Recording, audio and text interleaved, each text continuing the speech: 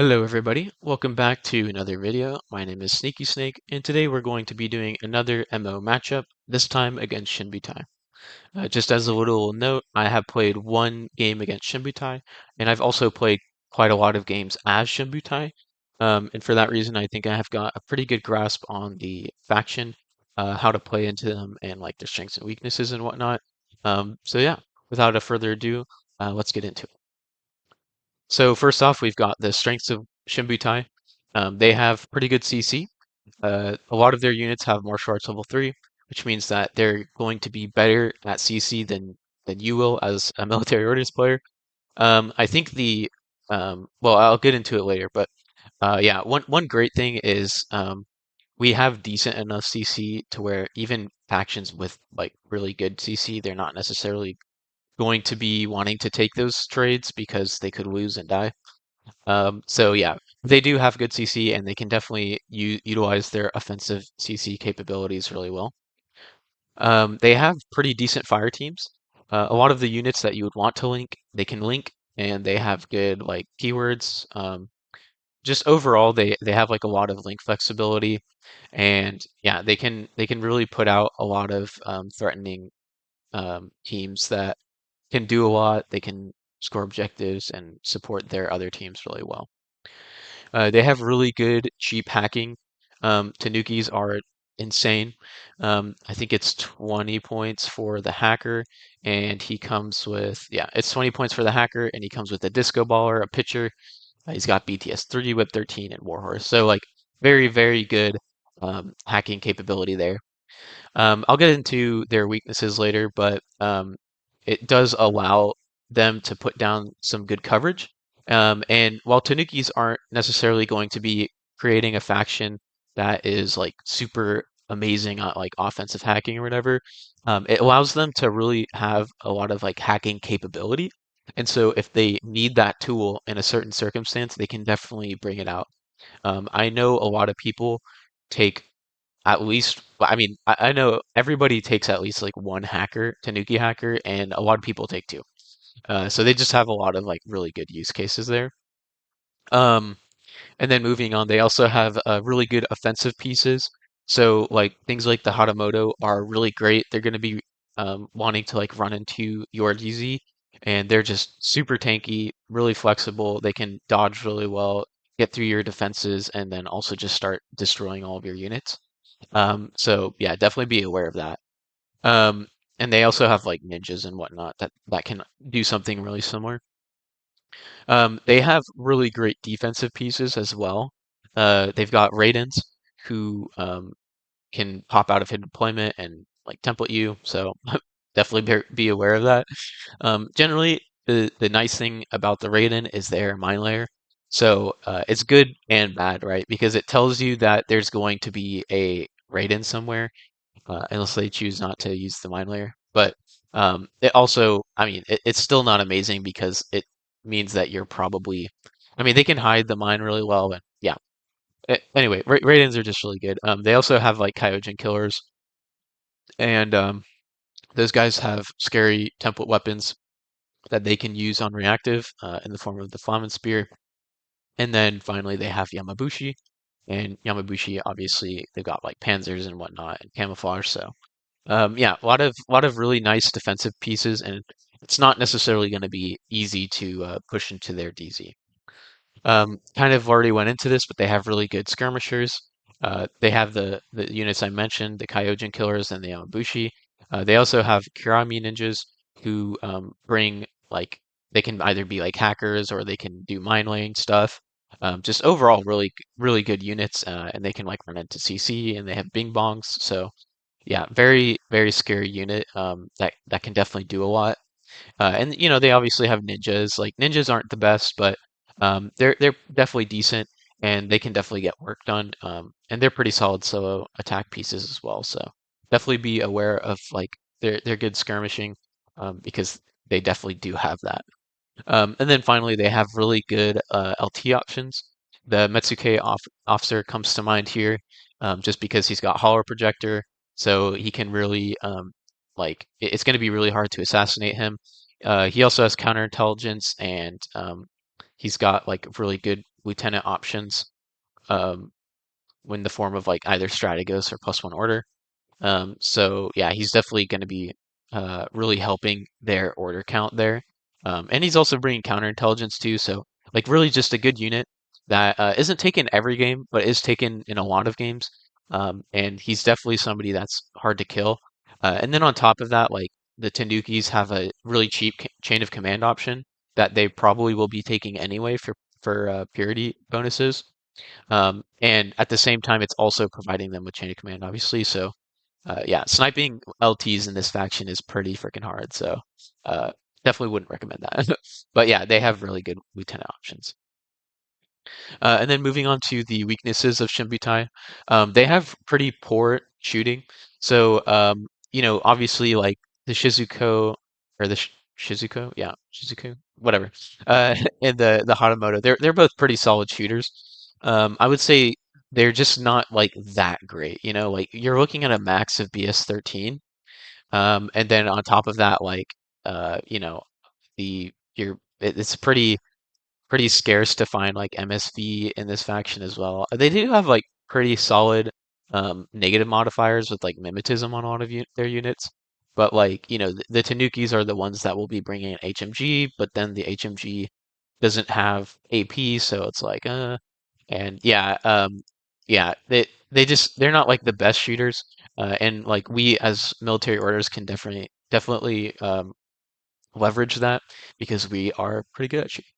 They have decent line of fire blocking pieces, but not like a lot. And I think you'll find it's not often that they're going to be blocking lines of fire unless it's like really necessary.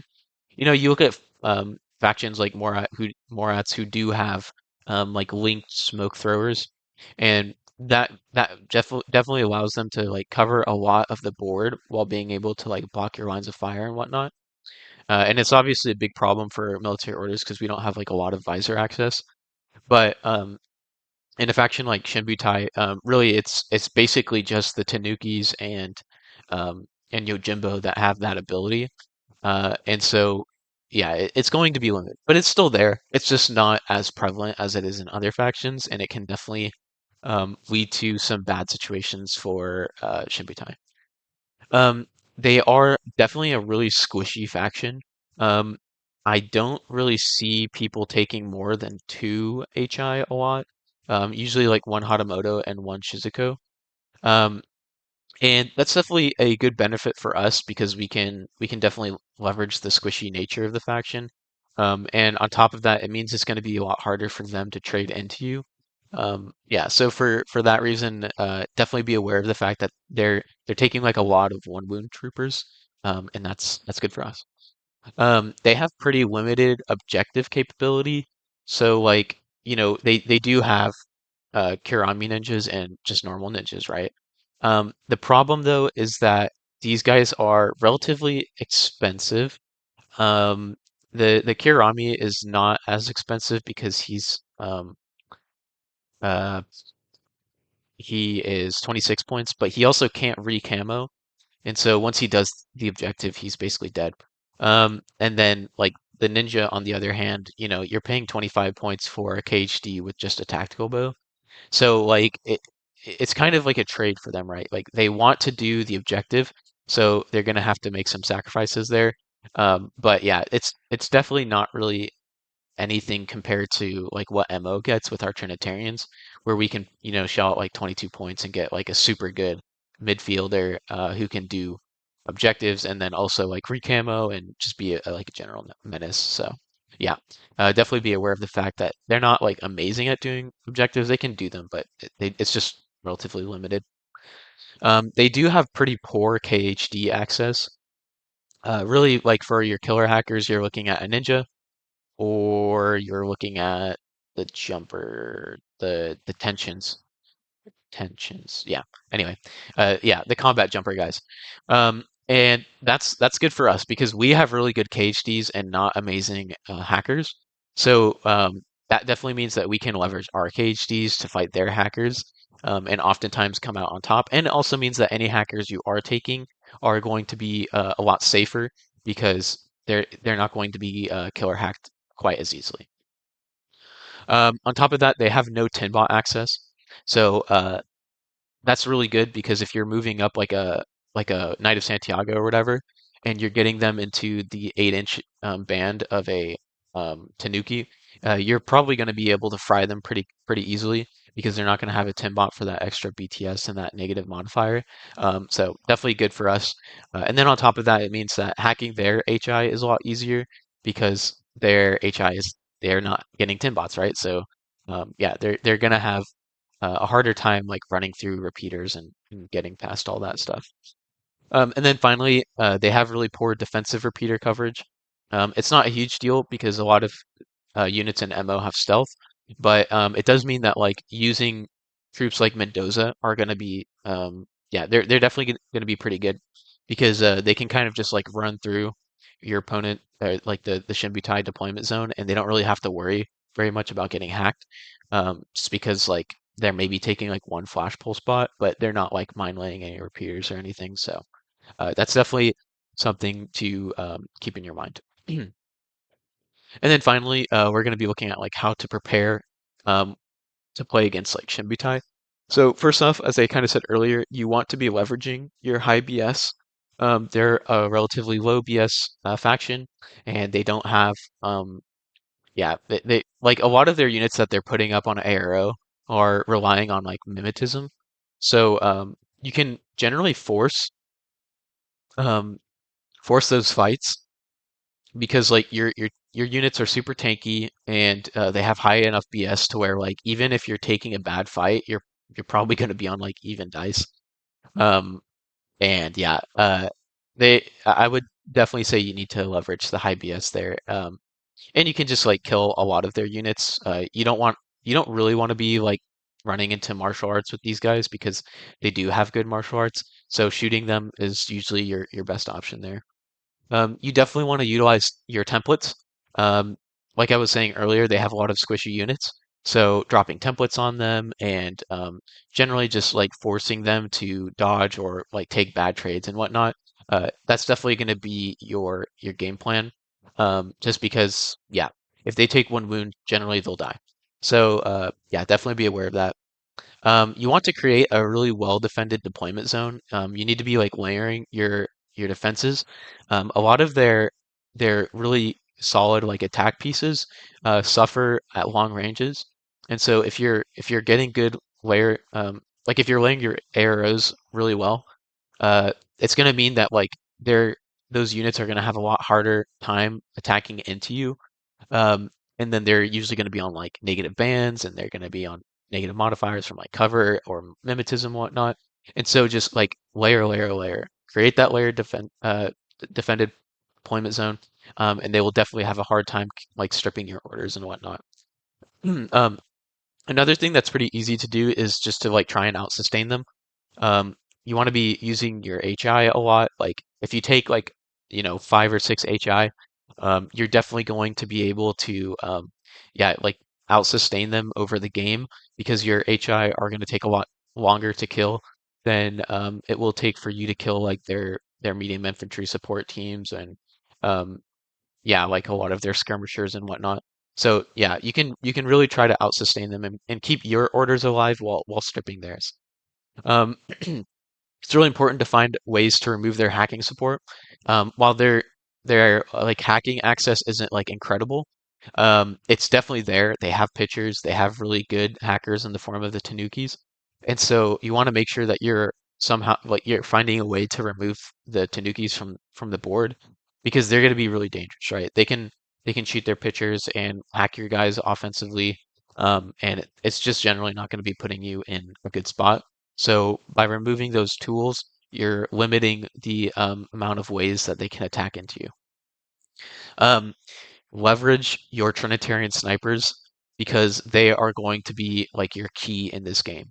If they aren't taking a Tanuki team, like with the HMG or sniper, they're going to have a very hard time getting rid of your Trinitarian snipers because they don't really have a lot of MSV access. And a lot of their units are not like they're pretty good, but they're not super high burst, and they're also relatively like low BS. And so it oftentimes means that they're not going to really be able to get rid of your Trinitarian snipers. So they're going to have to be utilizing like smoke and disco balls and whatnot. And so if you're setting up your Trinitarian snipers in like really oppressive spots, it's going to waste a lot of orders and force your opponent to try and take like back fights and whatnot. So definitely make sure you're using them. Um, I would say try to keep them out of CC because as soon as Shinbutai gets into CC, they're going to start winning. Um, like I was saying, they have a lot of units with super high martial arts, and they're going to beat you in CC. Like 80% of the time, they're definitely going to be hitting you with like better dice.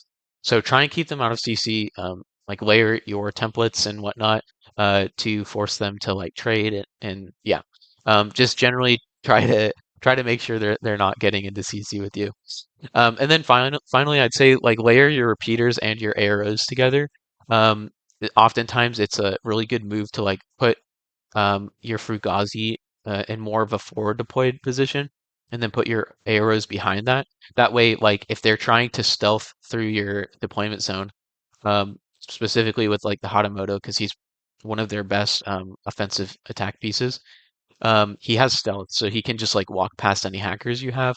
But if you have like a repeater that's at the top end of your deployment zone, and you force the Hatamoto to like dodge or like take a gunfight or whatever, it's going to allow you to have like a free hack on him. And yeah, if you're layering your repeaters and arrows together, it's just increasing the odds of you stopping an attack run. Um, so yeah, these are just my quick thoughts on the faction and the matchup. Let me know if this was useful for you. I find that Shinbutai isn't a super hard faction to play against, but a skilled opponent will definitely beat you. So yeah, be on your toes and make sure that you're leveraging your advantages to create the best outcomes in your games. Anyway, that's all I had for you today. I hope you enjoyed the video, and I will see you in the next one. Bye.